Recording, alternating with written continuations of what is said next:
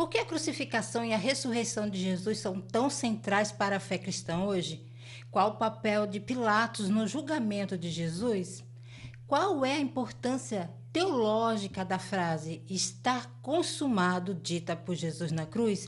Essas são algumas perguntas que estaremos estudando.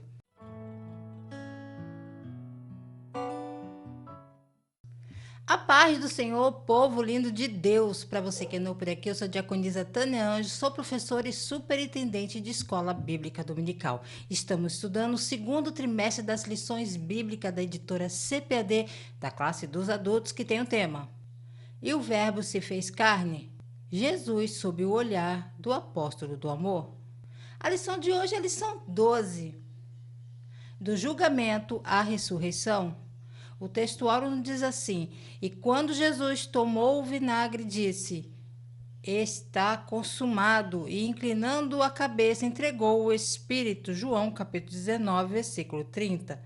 A verdade prática nos diz assim: na cruz, Jesus triunfou sobre o pecado, na ressurreição conquistou a vitória sobre a morte. A leitura bíblica em classe se encontra no Evangelho de João, capítulo 19, do versículo 17 ao 18, do 28 ao 30 e capítulo 20, do versículo 6 ao 10. Objetivos da lição: descrever o contexto da prisão e condenação de Jesus, explicar o significado teológico da crucificação, morte e sepultamento de Jesus e incentivar os alunos a celebrarem a ressurreição de Cristo como uma vitória sobre o pecado e a morte. A introdução na revista nos diz assim: nesta lição, iremos abordar a prisão, a condenação, a crucificação, a morte, o sepultamento e a ressurreição de Jesus. Estes eventos demonstram o cumprimento da missão do nosso Salvador.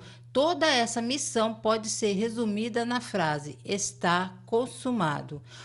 A obra de Cristo no Calvário e a sua ressurreição constituem a base da esperança cristã. A palavra-chave é ressurreição. Pegue papel e caneta e anote as referências que aparecerão aqui no vídeo. Não esqueça de curtir, comentar, compartilhar pelo menos com uma pessoa no grupo do WhatsApp da tua igreja, no Telegram, que você estará ajudando a esse canal a levar o ensino da palavra de Deus. E me deixa aqui, escreva aqui no comentário de onde você é, de onde você está assistindo esse vídeo. E sempre lembrando que o slide dessa lição estará aqui embaixo para você, professor, poder baixá-lo e usá-lo em sala de aula, ok? Então vamos lá. Tópico 1: a prisão e a condenação de Jesus. Subtópico 1: a prisão. Nos capítulos 17 e 18 deste evangelho, após ter proferido o seu último discurso aos discípulos e os ter preparado para a traição de Judas Iscariotes, Jesus atravessou o ribeiro de Cedron e fez uma passagem no jardim do Getsemane. Este jardim era também conhecido como o Monte das Oliveiras, devido à grande quantidade de oliveiras que ali existia. Naquela madrugada, o ambiente neste local parecia carregado de tristeza e angústia. Os soldados romanos e os membros da guarda do sumo sacerdote foram guiados por Judas Iscariotes até ao local onde Jesus se encontrava com os seus discípulos. Tendo concordado com a traição em troca de 30 moedas de prata, o traidor identificou Jesus com um beijo traiçoeiro, indicando aos soldados romanos quem ele era, levando à sua prisão e conduzindo-o até Anás, o sumo sacerdote, para ser interrogado. Em seguida, depois de ter sido agredido, o nosso Senhor foi levado perante o governador Pilatos. Encontramos um dos momentos mais solenes e decisivos da narrativa cristã, a prisão de Jesus. Este evento marca o início da sua paixão e é cercado por profunda tensão espiritual, traição e o cumprimento das profecias messiânicas.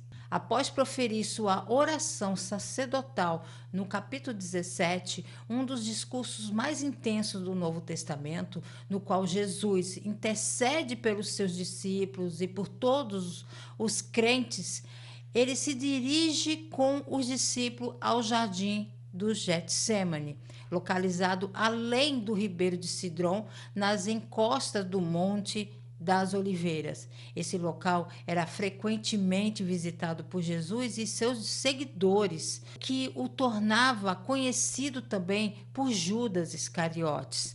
Naquela madrugada, o ambiente estava carregado de angústia e entrega, pois Jesus sabia o que estava por vir. É ali que Judas, um dos 12 discípulos, se apresenta como traidor. Por 30 moedas de prata, ele vende Jesus aos principais sacerdotes e aos fariseus. Para identificá-lo, usa um beijo, um sinal de amizade que se transforma em símbolo de traição. Na tradição judaica e no mundo greco-romano do século I, o beijo era um sinal comum de saudação, respeito, especialmente entre mestres e discípulos, ou entre amigos íntimos. Era algo considerado afetuoso e respeitoso entre discípulos e mestres. O beijo era um gesto de honra, símbolo de fidelidade e amizade, como Davi e Jonatas, que se beijaram ao se despedirem, próprio de quem tem intimidade e comunhão, usado entre familiares e irmãos de fé. Portanto, usar esse gesto como sinal de traição foi especialmente grave. O que Judas fez foi usar um gesto de amor e respeito como instrumento de engano e entrega para a morte. Foi isso que tornou seu ato ainda mais chocante e repulsivo. Este gesto marca profundamente a tradição cristã como uma representação do abandono e da falsidade humana diante da inocência divina. Jesus então é preso por soldados romanos e membros da guarda do templo, guiado por Judas. Mesmo diante da violência iminente, ele demonstra autoridade e serenidade, chegando a confrontar os soldados com uma pergunta: a quem buscais? Revelando-se abertamente como Jesus de Nazaré. Após a prisão, Jesus é levado a Anás, sogro de Caifás, o sumo sacerdote daquele ano. Anás exerce influência significativa nos bastidores do poder religioso. Durante o interrogatório, Jesus é agredido, iniciando o ciclo de sofrimento físico que culminaria na crucificação. Em seguida, ele é levado a Caifás e, posteriormente, a Pôncio Pilatos, o governador romano da Judéia, para julgamento formal. Esse momento revela o entrelaçamento das autoridades religiosas judaicas com o poder romano, num cenário de tensão política, religiosa e social. A prisão de Jesus é, assim, não apenas um ato de traição, mas também um ponto de virada histórica que antecede a crucificação e ressurreição, eventos centrais da fé cristã. Subtópico 2, o interrogatório. De início, Pilatos questiona a acusação feita por judeus. Jesus fora detido durante a madrugada e, ao amanhecer, depois de ter passado pela casa de Caifás, o sumo sacerdote, os judeus preferiram que a condenação viesse do governador Pilatos. Assim, levaram Jesus até ele, apesar de este preferir que fossem os próprios judeus a julgar Jesus conforme as leis judaicas. Por sua vez, Pilatos, na tentativa de aliviar a pressão política dos judeus, cedeu à hostilidade deles e decidiu colocar Jesus ao lado de Barrabás. Este último era um criminoso notório e escolheram libertá-lo em vez de desistirem da crucificação de Jesus. O ódio religioso do povo era tão intenso que eles não conseguiam ver nada que pudesse impedir a condenação de Jesus. Após ser preso no jardim do Getsêmani, Jesus foi conduzido primeiro a Anás e depois a Caifás, o sumo sacerdote. Na manhã seguinte, os líderes religiosos judeus levaram Jesus até o governador romano Pôncio Pilatos, pois, conforme as leis romanas, eles não tinham autoridade para aplicar a pena de morte. Pilatos era o único com autoridade legal para decretar a morte de Jesus, já que os judeus, sob o domínio romano, não podiam aplicar a pena capital. Por isso, os líderes judeus o levaram até ele. O objetivo deles era claro: obter uma sentença capital por meio da autoridade imperial. Pilatos inicialmente mostrou-se reticente, questionou os judeus sobre a acusação específica contra Jesus, mas eles não apresentaram um crime claro, apenas afirmaram que ele era um malfeitor. O governador tentou devolvê-los aos líderes religiosos para que o julgassem segundo a lei judaica, mas eles insistiram numa condenação romana, sinal da tensão entre as autoridades religiosas locais e o domínio de Roma. Durante o interrogatório pessoal, Pilatos perguntou diretamente a Jesus se ele era o rei dos judeus. Jesus respondeu com uma afirmação espiritual: o meu reino não é deste mundo, deixando claro que sua missão era de natureza divina, não política. Pilatos não encontrou nele culpa alguma e sua hesitação ficou evidente. Para tentar sair de uma situação politicamente delicada, já que os líderes judeus pressionavam com as ameaças de deslealdade ao imperador caso Jesus fosse libertado, Pilatos ofereceu uma escolha ao povo, conforme um costume da Páscoa, libertar um prisioneiro. Jesus foi colocado lado a lado com Barrabás, um criminoso conhecido por rebelião e assassinato. Ainda assim, movidos por ódio religioso e manipulação das lideranças, a multidão clamou pela libertação de Barrabás e exigiu a crucificação de Jesus.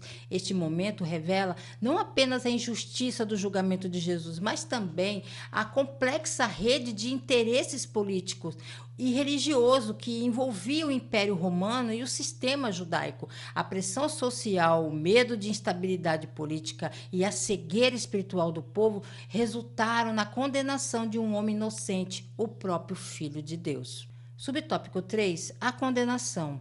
Pilatos mandou que Jesus fosse açoitado e, posteriormente, os soldados romanos, para humilhá-lo ainda mais, colocaram sobre a sua cabeça uma coroa de espinhos afiados, provocando-lhe ferimentos e fazendo o sangue escorrer pelo seu rosto. Essa era uma maneira de escarnecer da sua suposta realeza. O instrumento utilizado para os castigos era um chicote com tiras de couro afiadas que tinham pedaços de ossos ou pedras cortantes na ponta. Jesus foi ferido e teve a sua carne dilacerada pelos golpes. Nesse momento, nosso Senhor assumiu as nossas enfermidades e dores, foi afligido e oprimido, foi castigado pelas nossas transgressões e iniquidades, cumprindo assim a profecia do profeta Isaías.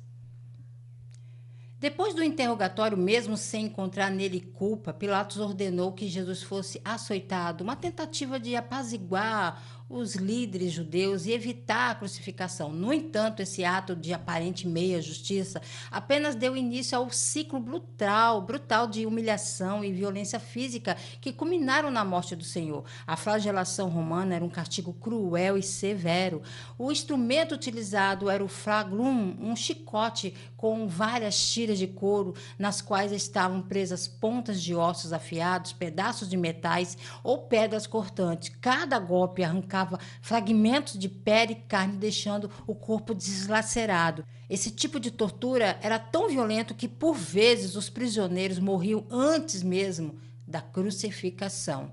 Para zombar da sua afirmação de realeza, os soldados romanos colocaram sobre a cabeça de Jesus uma coroa de espinhos, cujos longos espinhos perfuraram sua testa, fazendo o sangue escorrer pelo seu rosto. Vestiram-no com um manto de púrpura e saudaram ironicamente como rei dos judeus, num claro gesto de escárnio e desrespeito à sua identidade e missão divina. Neste momento, Jesus não apenas sofria física e emocionalmente, ele carrega o peso do pecado da humanidade. Conforme anunciado séculos antes pelo profeta Isaías, certamente ele tomou sobre si as nossas enfermidades e carregou as nossas dores. Foi transpassado pelas nossas transgressões e moído pelas nossas iniquidades. A condenação de Jesus não foi apenas um ato humano de injustiça, mas parte do plano redentor de Deus para a salvação do mundo. Ao aceitar esse sofrimento sem resistência, Jesus revelou o amor incondicional e sacrificial que caracteriza o que caracteriza o Evangelho. Sua condenação foi paradoxalmente o início da libertação para todos os que creem. Ele foi ferido para que nós pudéssemos ser curados. A sinopse do tópico primeiro nos diz assim: a prisão, o interrogatório e a condenação de Jesus revelam a injustiça dos homens e o cumprimento do plano divino para a nossa redenção. Tópico 2: crucificação, morte e sepultamento de Jesus. Subtópico 1: o caminho do Calvário. Após a tentativa de Pilatos evitar a crucificação e libertar Jesus, não conseguiu impedir o castigo mais severo. E finalmente, no versículo 16, lê-se: então entregou-lhe para que fosse crucificado. Sob os açoites dos soldados, Jesus carregava sua cruz até chegar ao Gólgota, local conhecido como lugar da caveira, devido à forma que o monte apresentava. Em João capítulo 19, versículo 18, menciona-se que o Gólgota era um lugar público onde as pessoas podiam testemunhar o horrível drama ao qual os soldados romanos submetiam os condenados. Nos evangelhos sinóticos, Mateus, Marcos e Lucas, foram registrados detalhes sobre eventos durante a crucificação do Senhor. Ao lado de Jesus, à sua esquerda e à sua direita, estavam dois outros homens acusados como criminosos, sendo que Lucas narra o arrependimento de um deles enquanto o outro zombava de Jesus. É curioso notar que o profeta Isaías também mencionou isso anteriormente, no capítulo 53, versículo 12, afirmando que ele foi contado com os transgressores. Após as tentativas frustradas de Pilatos em libertar Jesus da pressão política e religiosa dos líderes judeus, prevaleceu. No versículo 16 de João 19, lemos a sentença final: então entregou para que fosse crucificado. Com isso, Jesus inicia o seu doloroso caminho rumo ao Calvário, conhecido como Via Dolorosa, expressão latina que significa caminho da dor. Sob a brutalidade dos soldados romanos, já severamente ferido pelos açoites, Jesus foi forçado a carregar a sua própria cruz, provavelmente apenas a viga horizontal, até o Gólgota, termo aramaico que significa lugar da caveira. A tradição cristã identifica esse local como um monte nos arredores de Jerusalém, de onde se podia ver a cidade e onde as execuções públicas eram feitas com o propósito de servir de exemplo, de intimidação. Era um local de horror, sofrimento, humilhação, mas paradoxalmente iria se tornar o palco da redenção e da humanidade. No capítulo 19, versículo 18, está escrito: ali o crucificaram. Essa breve frase carrega um peso imensurável, pois descreve o ápice da injustiça humana e, ao mesmo tempo, o cumprimento da vontade divina. Os evangelhos sinóticos Mateus, Marcos e Lucas acrescentam detalhes significativos desse momento. Ao lado de Jesus, ali, dois criminosos também foram crucificados, um à sua direita, outro à sua esquerda. Enquanto um zombava dele, o outro reconheceu sua inocência e pediu: lembra-te de mim quando entrares no teu reino. A resposta de Jesus: hoje estarás comigo no paraíso. Ecoa como um sinal de graça, mesmo no limite da morte. O profeta Isaías, séculos antes, já havia anunciado que o Messias sofreria entre os pecadores. Por isso lhe darei uma parte com os grandes, porque derramou a sua alma na morte e foi contado com os transgressores. Essa profecia se cumpre literalmente no Calvário, onde Jesus, o santo e inocente, se entrega por amor, colocando-se no lugar dos culpados. Assim, o caminho do Calvário não foi apenas uma via física percorrida por Jesus, mas o símbolo máximo da entrega, da obediência e do amor redentor. Cada passo rumo ao Gólgota foi dado com um propósito eterno: salvar a humanidade da condenação do pecado. Subtópico 2: a missão foi encerrada.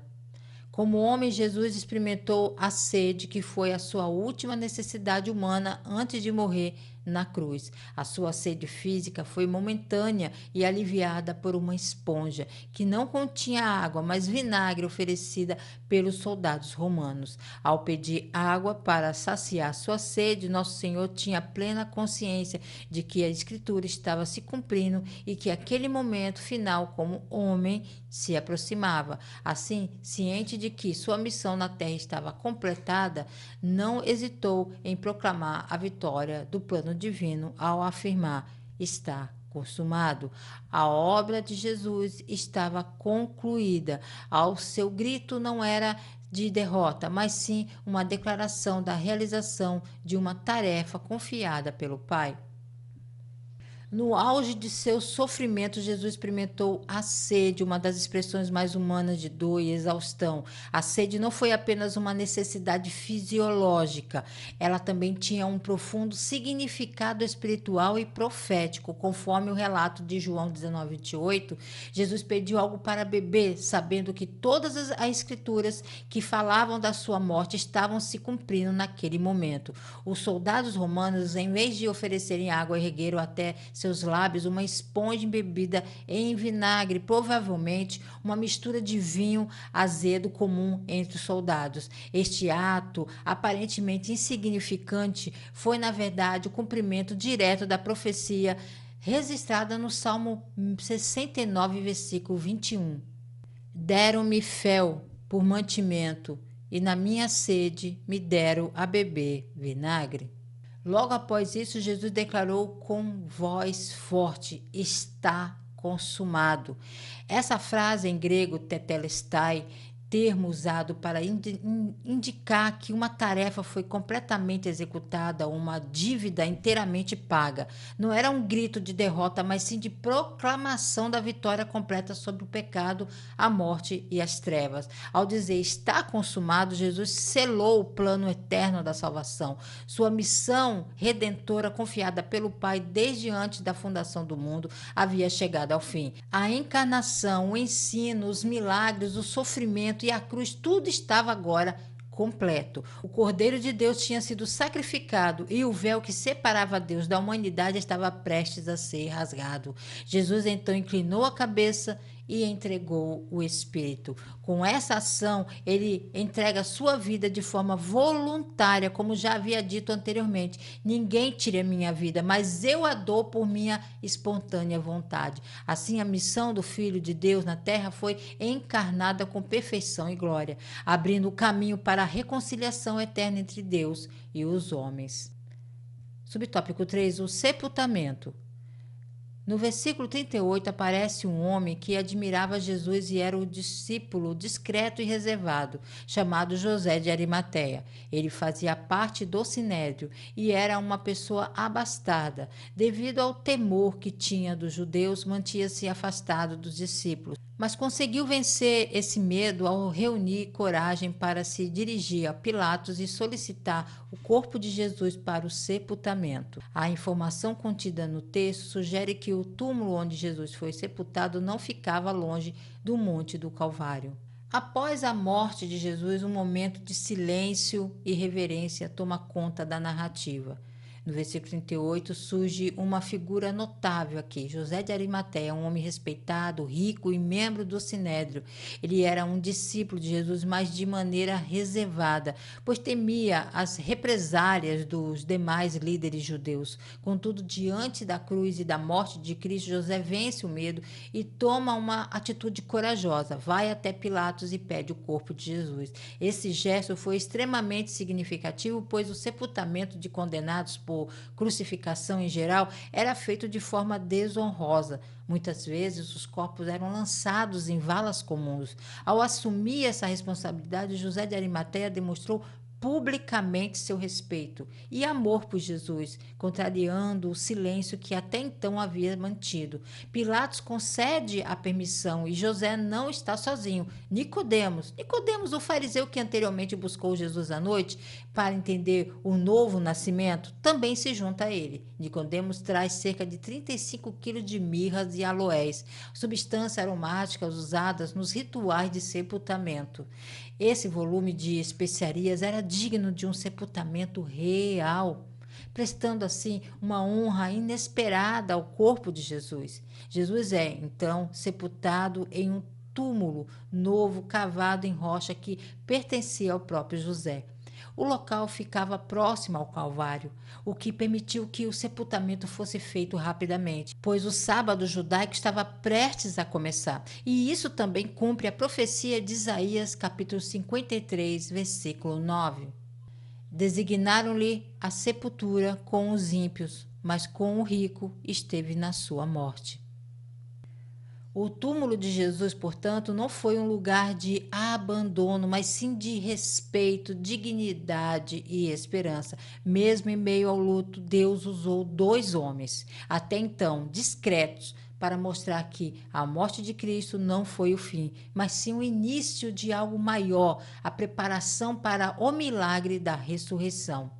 A sinopse do tópico 2 nos diz assim: o caminho do Calvário, o desfecho da missão de Jesus e seu sepultamento ilustram o sacrifício redentor e o cumprimento das Escrituras. Tópico 3: a ressurreição de Jesus. Subtópico 1: o túmulo vazio. Na manhã do primeiro dia da semana, no caso domingo, ocorreu o terremoto na área do sepulcro e um anjo de Deus deslocou a pedra, sentando-se sobre ela. Foi nesse instante que Jesus ressuscitou do lugar onde o seu corpo se encontrava. O túmulo ficou vazio, servindo como uma evidência clara da ressurreição de Jesus dentre os mortos. No Evangelho de João, é relatado que, após o sábado judaico, Maria Madalena dirigiu-se ao sepulcro, acompanhada por Maria, mãe de Tiago, e Salomé, com a intenção de ungir o corpo de Jesus. Ao chegarem lá, a pedra já tinha sido retirada e, ao entrarem no sepulcro, escavado na rocha, não encontraram o corpo de Jesus. O túmulo estava vazio. Na madrugada do primeiro dia da semana, no caso domingo, a escuridão da morte deu lugar à luz da vida eterna. De acordo com Mateus 28, versículo 2, um grande terremoto sacudiu a região do sepulcro e um anjo do Senhor desceu dos céus, removendo a pesada pedra que selava o túmulo. O anjo sentou-se sobre ela em um gesto de autoridade e paz, anunciando que a morte havia sido vencida. Esse momento marca a ressurreição gloriosa de Jesus Cristo, o evento central da fé cristã. O túmulo cavado na rocha e guardado por soldados romanos foi deixado vazio, transformando-se de um lugar de luto em um símbolo de vitória sobre a morte. Esse vazio não representava ausência, mas sim plenitude de esperança. Segundo João capítulo 20, versículo 1, Maria Madalena foi a primeira a visitar o local logo após amanhecer. Os evangelhos de Marcos e Lucas relatam que ela foi acompanhada por Maria, mãe de Tiago, e Salomé, levando aromas para ungir o corpo de Jesus, como era um costume judaico. Ao chegarem, viram que a pedra já havia sido removida. Entrando no sepulcro, não encontraram o corpo. A ausência de Jesus causou inicialmente espanto e temor, mas logo foram informadas pelos anjos que ele havia ressuscitado como havia prometido. O túmulo vazio, portanto, não foi um acidente nem um roubo, mas a primeira evidência concreta da ressurreição de Cristo. Esse acontecimento foi o início de uma nova era espiritual. A ressurreição não apenas confirmou a divindade de Jesus, mas validou todas as suas promessas e ensinamentos. O túmulo vazio ecoa até hoje como uma mensagem viva. A morte foi derrotada e a vida eterna está disponível a todos os que creem. Subtópico 2. A ressurreição como base da fé cristã. Em sua abordagem sobre a importância da ressurreição, o apóstolo Paulo dirigiu-se aos coríntios afirmando que Cristo ressuscitou dos mortos e que, se essa afirmação não fosse verdadeira, a nossa fé e a nossa mensagem seriam inúteis. Existem pelo menos 2 razões para crermos na ressurreição do Senhor. A primeira baseia-se nas palavras de Jesus, que afirma ser necessário que ele ressuscitasse dentre os mortos. A segunda razão é o fato de Pedro e João terem verificado que Jesus já não estava no sepulcro quando souberam do túmulo vazio. No entanto, quando Maria Madalena olhou novamente para dentro do túmulo e viu 2 anjos de Deus que lhe asseguravam que Jesus estava vivo, ela não conseguiu imaginar que seria a primeira pessoa a contemplar Jesus de forma gloriosa. Ele a instruiu para comunicar aos discípulos que ele estava vivo e que brevemente teriam a oportunidade de vê-lo também. A ressurreição de Jesus Cristo não é apenas um dos pilares do cristianismo, ela é o fundamento essencial sobre o qual toda a fé cristã se sustenta. Sem ela, o evangelho seria uma narrativa inacabada e a cruz não passaria de um símbolo de derrota. Por isso, o apóstolo Paulo, escrevendo aos Coríntios, afirmou com ênfase: se Cristo não ressuscitou, é vã nossa pregação e é vã a nossa fé. Paulo reconhece que a ressurreição não era uma alegoria ou um símbolo espiritual, mas um evento real, físico, histórico, confirmado por testemunhas oculares. Se Jesus tivesse permanecido morto, nada do que ele disse ou prometeu teria valor eterno. Mas porque ele ressuscitou dos mortos, a fé cristã é viva, eficaz e eterna. 2 razões principais fortalecem a certeza da ressurreição. As próprias palavras de Jesus afirmavam que seria necessário que ele morresse e ressuscitasse no 3º dia. Ele falou disso abertamente aos discípulos, deixando claro que a cruz não seria o fim, mas o caminho para a glória. O testemunho dos discípulos, especialmente de Pedro e João, que correram até o túmulo após ouvirem o relato de Maria Madalena, eles viram os lençóis no chão e o lenço que estivera sobre a cabeça de Jesus cuidadosamente dobrado, sinal de que o corpo não havia sido roubado, mas que algo extraordinário havia acontecido. Além disso, Maria Madalena, que inicialmente chorava diante do túmulo vazio, teve a inesperada e gloriosa experiência de ser a primeira a ver o Senhor ressurreto. No diálogo registrado no Evangelho, ela reconhece Jesus apenas quando ele a chama pelo nome. Esse momento íntimo revela que Cristo ressurreto não é distante, mas pessoal e acessível a todos os que o buscam. Jesus então lhe dá uma missão: vai ter com meus irmãos e diz-lhe que eu subo para meu Pai, vosso Pai, meu Deus, vosso Deus. Com isso, Maria torna-se a primeira mensageira da ressurreição, levando aos discípulos a boa nova de que o Senhor está vivo. A ressurreição é, portanto, o selo divino da obra de Cristo, a confirmação da nossa justificação diante de Deus e a garantia da vida eterna para todos que creem. É por isso que proclamamos com convicção: Cristo vive, e porque ele vive, nós também viveremos. Subtópico 3. O Cristo ressurreto quebra a incredulidade. Apesar do receio e da incredulidade de alguns dos discípulos, mesmo após ouvirem o testemunho de Pedro e João, e em especial de Maria Madalena, que viu Jesus e falou com ele pessoalmente, Jesus apareceu entre os discípulos no primeiro dia da semana. Ele surgiu no meio deles e disse: paz seja convosco. Em outras ocasiões, nosso Senhor também se manifestou aos discípulos antes da sua ascensão ao céu. A Pedro e a alguns outros que o seguiam, Jesus revelou-se novamente e realizou o milagre da pesca abundante, uma prova do poder do Cristo ressuscitado. Seria impossível permanecer incrédulo depois de testemunhar o Cristo que venceu a morte. Mesmo diante dos testemunhos da ressurreição de Maria Madalena e de Pedro e de João, e do túmulo vazio, os discípulos ainda se encontravam dominados pelo medo e pela incredulidade. Na sociedade judaica, do primeiro século, o testemunho de mulheres não era considerado válido em tribunais. Maria Madalena ter sido a primeira testemunha da ressurreição foi um ato radical de valorização por parte de Jesus. Mesmo assim, os discípulos duvidavam dela, o que reflete a cultura patriarcal da época. De forma teológica, a escolha de Jesus em revelar-se primeiro a uma mulher mostra que o reino de Deus subverte as normas humanas. O testemunho de Maria, ignorado pelos discípulos, torna-se símbolo da incredulidade inicial da igreja diante do milagre da ressurreição. Jesus afirma sua mensagem diretamente depois. Estavam reunidos, a porta fechadas, inseguros quanto ao que realmente havia acontecido. O trauma da crucificação e a incerteza quanto ao futuro havia abalado profundamente sua fé. Mas é nesse ambiente de dúvidas que o Cristo ressurreto se manifesta com majestade e compaixão.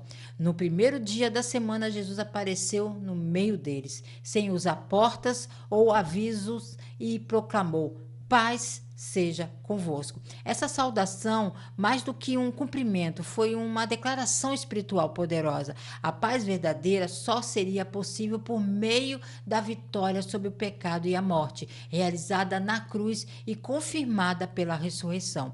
Ao mostrar as marcas dos cravos em suas mãos e o ferimento no lado, Jesus não apenas provou sua identidade, mas curou a incredulidade com evidências vivas de amor e poder. Em outras ocasiões, como no Mar da Galileia, Jesus se manifestou novamente aos discípulos, inclusive a Pedro. Ali ele realizou o milagre da pesca abundante, semelhante ao que fizera no início do ministério, demonstrando que, mesmo ressurreto, continuava cuidando, suprindo e orientando os seus. A presença real de Cristo ressuscitado restaurou a fé, renovou a missão e reanimou os corações abatidos. Tomé, inicialmente incrédulo, rendeu-se diante das evidências e exclamou: Senhor meu e Deus meu. A ressurreição não foi apenas um evento para se crer com a razão, mas uma experiência transformadora que desfez o medo, restaurou a esperança e reacendeu a fé. Aqueles que antes duvidavam tornaram-se testemunhas ousadas, dispostas a anunciar ao mundo que Jesus está vivo. Assim como naquele tempo, Cristo ressuscitado continua hoje a quebrar a incredulidade, aparecendo de forma poderosa na vida daqueles que o buscam. A mensagem permanece viva. Cristo venceu a morte e por isso a fé pode vencer a dúvida. A sinopse do tópico 3 diz assim: a ressurreição de Jesus, evidenciada pelo túmulo vazio, é a base da fé cristã e transforma a incredulidade em convicção. Conclusão na revista: a ressurreição do Senhor Jesus é o evento mais significativo do Novo Testamento. Este acontecimento concretiza a nossa esperança na ressurreição do corpo, tal como está expresso no Credo Apostólico, um importante documento da tradição cristã. Creio na ressurreição da carne. Assim, à luz desse fato, somos encorajados a manter a nossa fé, pois depositamos a nossa esperança naquele que triunfou sobre a morte de forma definitiva. A narrativa da prisão, morte, ressurreição e manifestações de Jesus após a cruz não é apenas uma sequência de fatos históricos, é o coração do Evangelho. A cruz revela o preço do nosso pecado e o túmulo vazio, a prova da nossa esperança viva. A ressurreição de Jesus valida toda a sua obra, confirma a sua identidade divina e nos garante acesso à vida eterna. Mesmo os discípulos mais próximos de Jesus duvidaram, porém o Cristo ressuscitado entrou nos lugares fechados, físicos e espirituais, trazendo paz, fé e convicção. Hoje, ele continua fazendo o mesmo, quebrando a incredulidade, renovando os chamados e revelando-se pessoalmente àqueles que o buscam. Portanto, que essa aula nos desafie a viver com a fé de quem sabe que o túmulo está vazio, que Cristo está vivo e que a missão continua. Como Maria Madalena, Pedro e João e os demais discípulos, fomos chamados a testemunhar.